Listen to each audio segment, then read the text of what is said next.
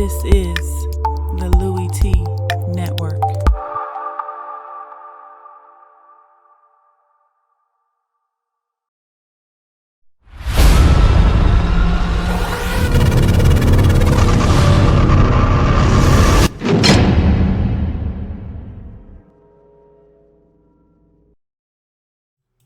Who else could it be but me, your man, Louie Tee?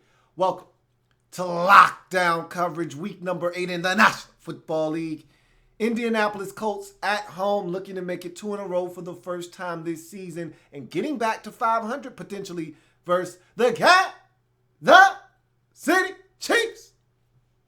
Quietly under the radar, we're going to talk about this Chiefs team because nobody is talking about this Chiefs team, so we're going to talk about this Chiefs team today. We're going to break this game down here in a second.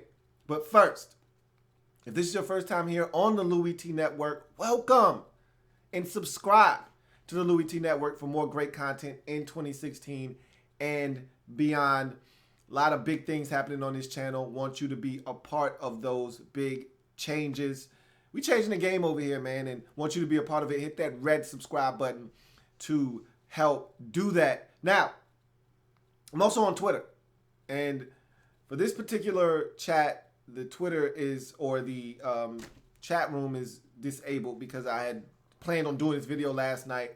So if you have a comment that you want read, if you're watching this live, use Twitter to do so. Hashtag Louie Tee Live. Again, if you haven't already done so, what are you waiting on? Follow me on Twitter.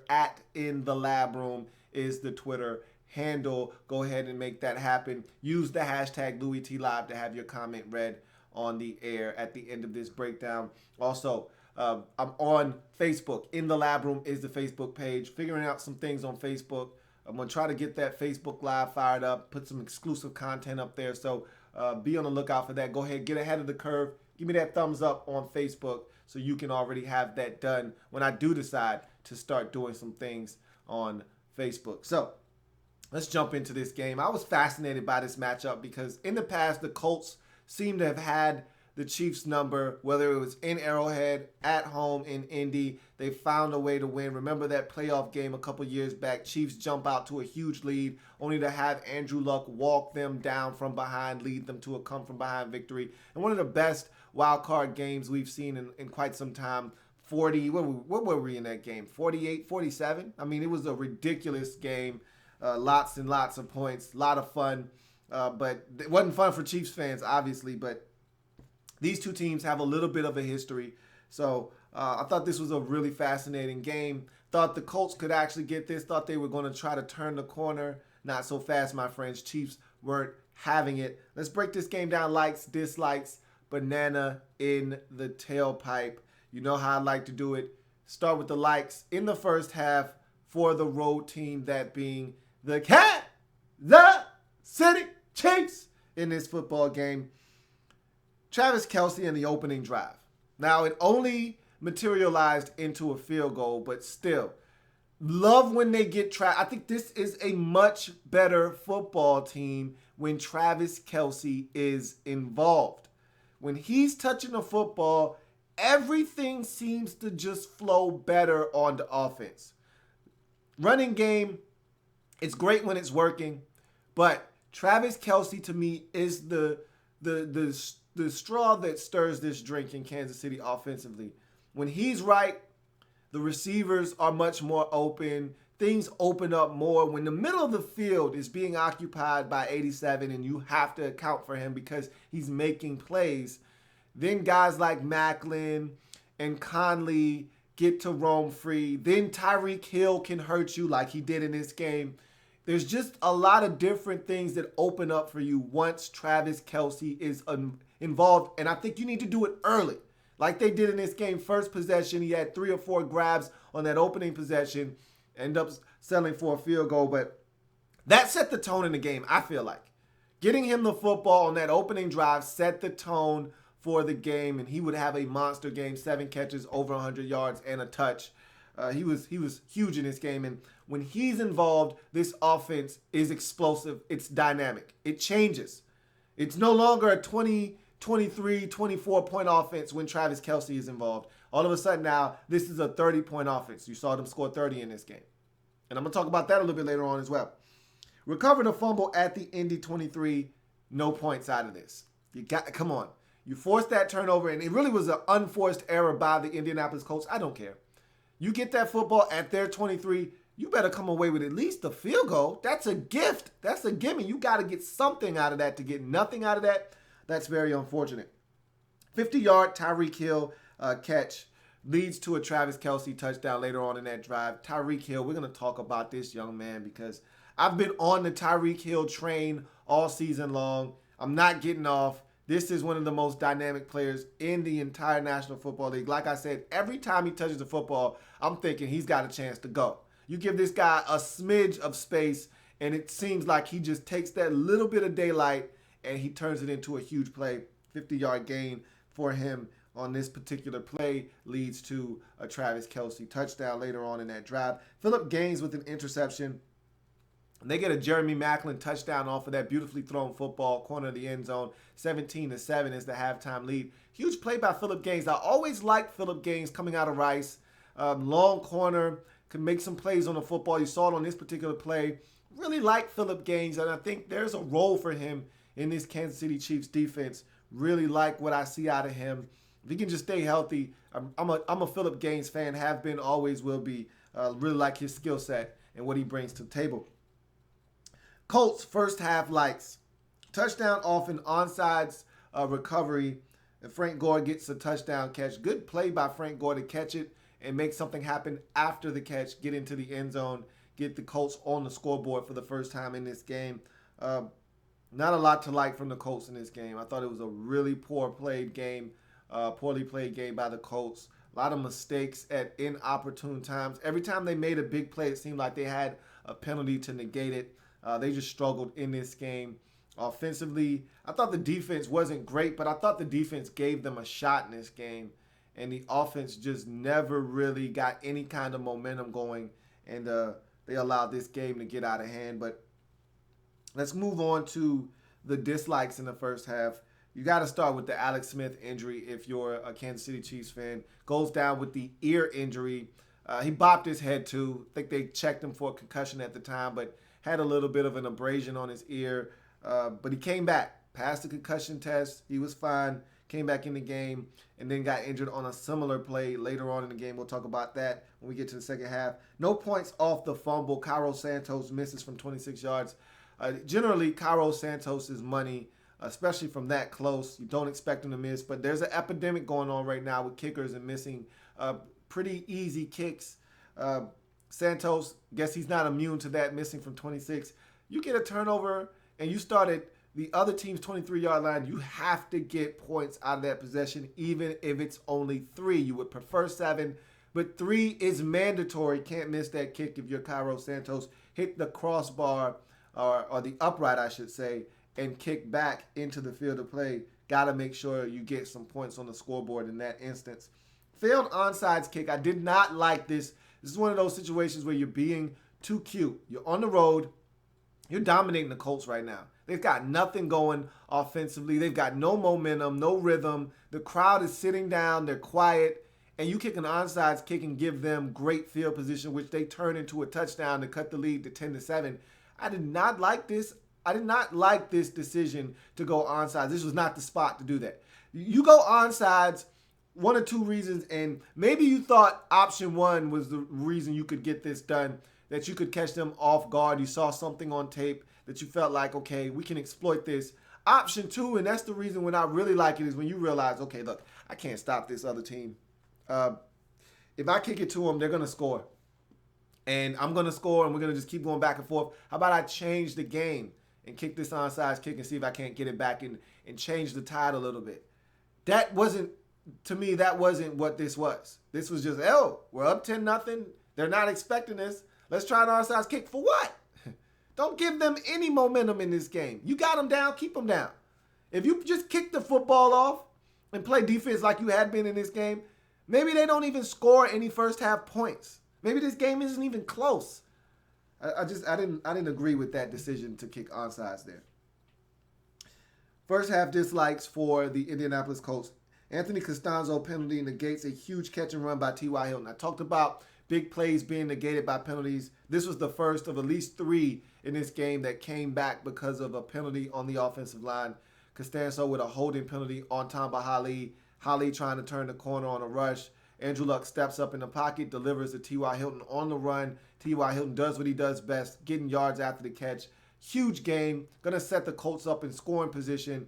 And then you have the yellow laundry on the field, bringing it back. Gore and Luck with a fumbled exchange. This is more on Andrew Luck than it is Frank Gore at all. Andrew Luck never had this football. Okay, center snaps on the ball. It's a great snap. Everything's fine. Luck takes his eye off the football, doesn't see it in, and he bobbles it, tries to give it to Gore as he's bobbling it. It's a mess. It's fumbled. Chiefs recover. But luckily enough for the Colts, no harm, no foul. Chiefs don't get any points as they miss the chip shot field goal.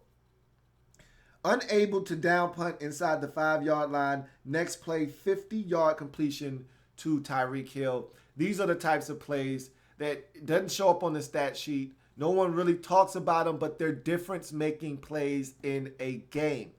You got a chance to down the football inside the 5. Pat Mack with a beautiful punt.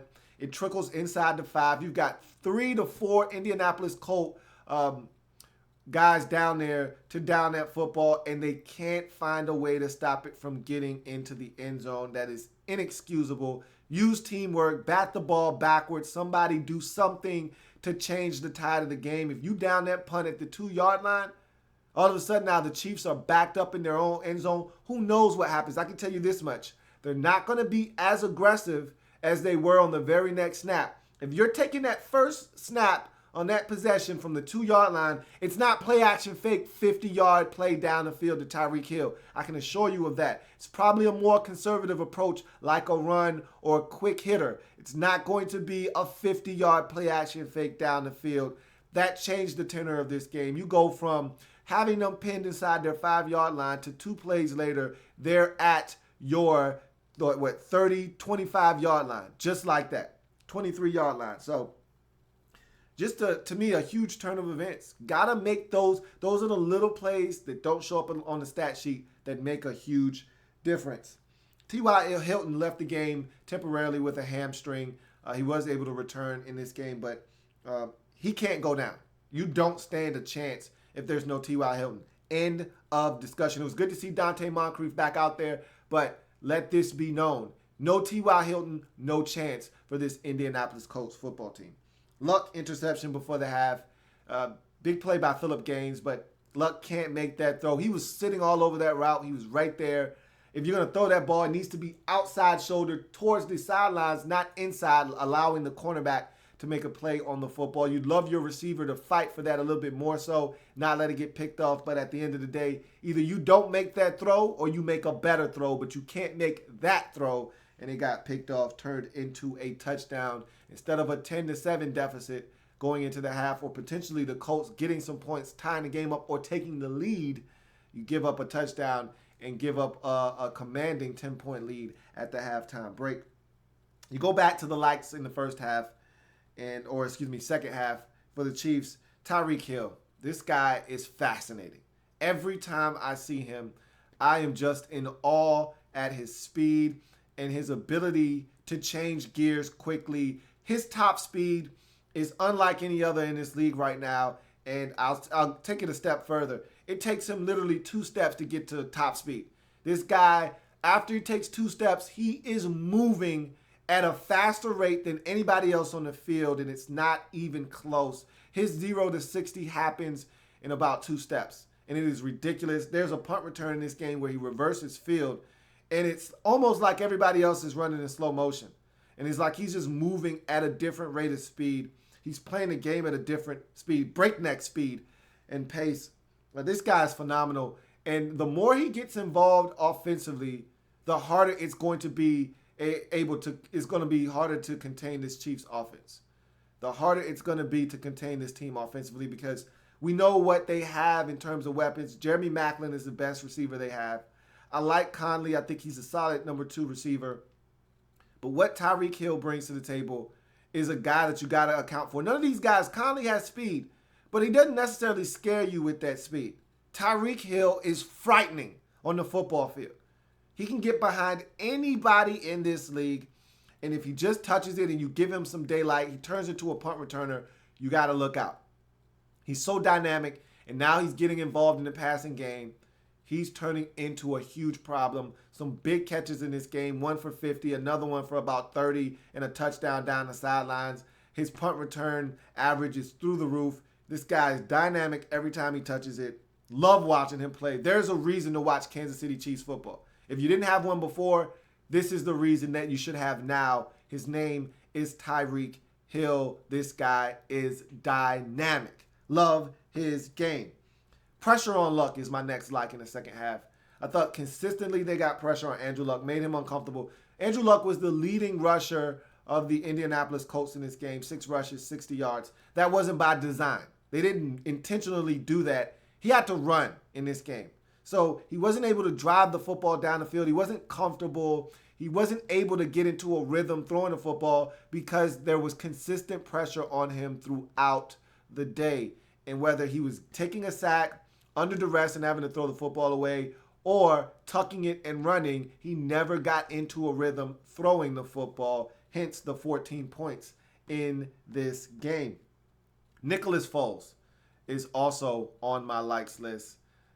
This is what you want. This is what you are looking for out of your backup quarterback. The ability to come in and have no drop-off. And I'll take it a step further. You scored 30 in this game because of Nicholas Foles' ability to drive the football down the field. Make some plays through the passing game. I'm not saying Alex Smith can't do that, but there are limitations to his game that Nicholas Foles, he has a bigger arm. He's able to be accurate a little bit more down the field. 16 to 22 for 2 and some change. Generally, you don't get those types of numbers. If Alex Smith has 16 completions, you're somewhere in the 180 to 150 range in terms of passing yards, generally speaking. You're not in the 200s. This is what this offense needs, is a little bit more dynamic ability to stretch teams vertically. You don't normally get that with Alex Smith. Again, not saying that he can't do it. It's just that he doesn't do it very often. And that's why this team was able to put up 30 in this game, because you had a guy at the quarterback position that's a little bit more dynamic, that's stretching the field, hitting guys down the field, making some plays. Nicholas Foles came off the bench, and there was no drop-off. As a matter of fact, you could even make the case that he elevated the offensive passing game. He's not going to give you anything by way of his legs like Alex Smith will. He's not a dual-threat quarterback. But throwing the football as a pure thrower of the football, I think he's a little bit better than Alex Smith. Now, with Nicholas Foles, if you play him enough, there will be turnovers. There will be mistakes.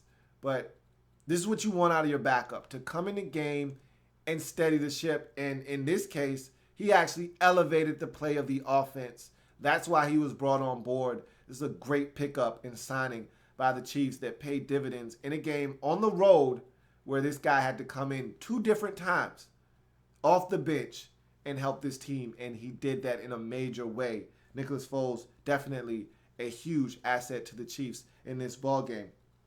Indianapolis Colts likes in the second half, there are none. They were horrible in the second half. They only scored 1 touchdown in the second half of this game. They never threatened the Chiefs offensively. Defensively, like I said, they weren't great. Nothing to write home about, but they did enough. They got enough stops. They kept this a 2-score game for as long as they possibly could. And the game actually ended on a 2-score lead, 16-point lead. They gave this offense a chance throughout this game. It was 24-14. It was 27-14. It was 30-14. They kept this at a 2-score lead, and they gave the offense ample opportunities to strike and do something, give them an opportunity in this game, and the offense just refused to do so. No likes in the second half for the Colts. You go to the dislikes, go back to the Chiefs, and we go to the second half. Spencer Ware with a concussion. This was a concussion-filled game. I already talked about Alex Smith going down once. Spencer Ware left this game with a concussion. Alex Smith left this game with a concussion. So those are 2 huge injuries. Don't know their status moving forward. Hopefully these guys are okay and they're not going to miss a long period of time, because they're both integral parts of this Chiefs football team, not just the offense, but this team as a whole. And so Alex Smith, hopefully he's all right because he comes back in the game and takes another shot. Helmet hits the turf, and he had to leave this game with a concussion. Foles missing Charkandrick West for a touchdown. They settle for a field goal. That's a situation you'd love to see Foles hit him, get that touchdown, put this game out of reach at 31-14, which would have made it a 3-score game, instead having to settle for a field goal to make it 27-14, still a 2-score game, two possessions. So we'd love to see him hit him wide open in the flats, put a little bit too much air on it, threw it a little too far. I'd love to see him hit that one, get in the end zone, put this game out of reach. Indianapolis Colts second half dislikes. Vontae Davis, a concussion. I told you this was a physical game. Spiro Adidas, during the game, commentary for CBS, said this is one of the most physical games we've done all year because of all of the different injuries and the concussions sustained by players in this game. Vontae Davis leaving the game and not returning due to a concussion. Offense for the Colts is on my dislikes list. They never got it going in this game. Like I said, the defense wasn't great. But what the defense did do was they never broke. They bent a whole hell of a lot, but they never broke. They kept it at a 2-score game. Like I said, 24-14, 27-14. These are still opportunities for the Colts to get a touchdown and cut it to a 1-score game. Even at 30-14, 1 touchdown and a 2-point conversion, and you're 1 touchdown and 2-point conversion away from tying this game up. And the offense never gave this team an opportunity to be in that situation. And so the offense, to me, was a big problem. The running game was non-existent. When Andrew Luck is your leading rusher, you have a problem. They really never got the football going down the field. And like I said, every time they did, they had a penalty. Speaking of which, Denzel Good holding penalty on a touchdown pass to Dante Moncrief. To me, that was the icing on the cake. That was, to me, a microcosm of the day for the Indianapolis Colts. Every time they did something good, something bad happened in conjunction with it. They could never get anything going in this game. And frankly, this is a football team right now that I just don't see a lot of hope for this season. Speaking of which, let's go to my banana in the tailpipe. My banana in the tailpipe for the Kansas City Chiefs. It's simple. I'm buying this Chiefs team, and I'm not falling for the banana in the tailpipe that they aren't one of the best teams in the AFC. Now, listen to me, and listen to me clearly and loudly when I say this. There's a few teams in the league that can lay claim to not getting any respect. You know, everybody loves to play the, oh, we're not getting any respect card. Everybody loves to play that. Everybody wants to put a chip on their shoulder, whether it's necessary or not, whether it's warranted or not. Some teams actually deserve to put a chip on their shoulder and should have extra added motivation because they don't get respect. But most teams in the league can't lay claim to that. The Chiefs are one of few teams in this league that can say, nobody's talking about us. Nobody's paying attention to what we're doing. They're the quietest 5-2 team in this league. They're third in their division, but not by much, just a half game. Okay? Because the Denver Broncos and the Oakland Raiders haven't had a bye yet, they are up by half a game. But make no mistake about it, this Chiefs team went to Oakland and smashed the Raiders. Haven't played the Broncos yet. Beat the Chargers already. Hell, the Chargers have gotten more pub this season for not winning than the Chiefs have for winning. This Chiefs team under the radar right now. Nobody's talking about them. You know why? It's the same thing every year because it's not pretty. The Chiefs don't win pretty. They're not a flashy team. They're not scoring 40-some-odd points. Hell, most weeks, they're not scoring 30-some-odd points. But they find ways to win. It's Alex Smith. It's a run game that doesn't quit. It's a defense that is gritty, finds a way to get it done. No one's talking Chiefs football, but they should. But don't worry. At the end of the season, when we tally up the 6 best teams in the AFC, the Kansas City Chiefs will be one of them. Mark my words. Banana in the tailpipe for the Indianapolis Colts. I'm not falling for this team being a viable candidate to win the AFC South. This team, they're done in my eyes. They're too inconsistent. The offensive line isn't very good. They don't do enough to affect the game on defense. The offense is too inconsistent. I wanted to believe in the Colts. After last week going on the road beating Tennessee, I said, why not the Indianapolis Colts? This is why not. Because they're not good enough to beat teams in this league that are worth a damn.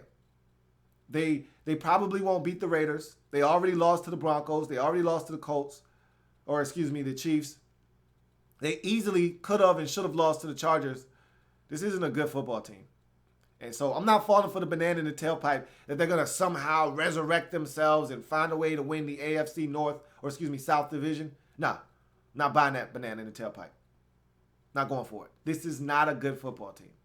And it's a shame because they got Andrew Luck, and this shouldn't be, but it is. So it's going to do it for Kansas City Chiefs. Kansas City Chiefs and the Indianapolis Colts. I'm going to check Twitter quickly, being that I don't have access to the live stream. I want to check Twitter just to make sure. And there's nothing here. I'll check my mentions quickly just to make sure one more time to double check. But no comments. So Chiefs, get it done on the road. Big win. Go into Indianapolis. They're looking to get back to 500. You put them down nice and easy, 30-14. You run your record to 5-2. And again, no one's talking about Chiefs football. Don't worry about it. They don't need to talk about Chiefs football. Just continue to sneak up on teams and get W's each and every single week. Keep stacking these W's up like bricks, and they can't ignore you eventually. For the Indianapolis Colts, another tough loss to take. This is not a good football team, and they're proving it week in and week out that they're just not consistent enough to make any noise, not only in the AFC South Division, but in the AFC Conference as a whole. They dropped to 3-5 on the season. That's going to do it for me here on Lockdown Coverage. If it happens in the National Football League, whether big or small, we cover it all here in the lab room. Come back and join me as I continue to break down anything and everything in the National Football League. Remember, we're changing the game one live feed at a time. I'll be back with Browns and Jets a little bit later on, among others, here on Lockdown Coverage on this Halloween Monday. I got a bunch of tricks. No treats here. See you later.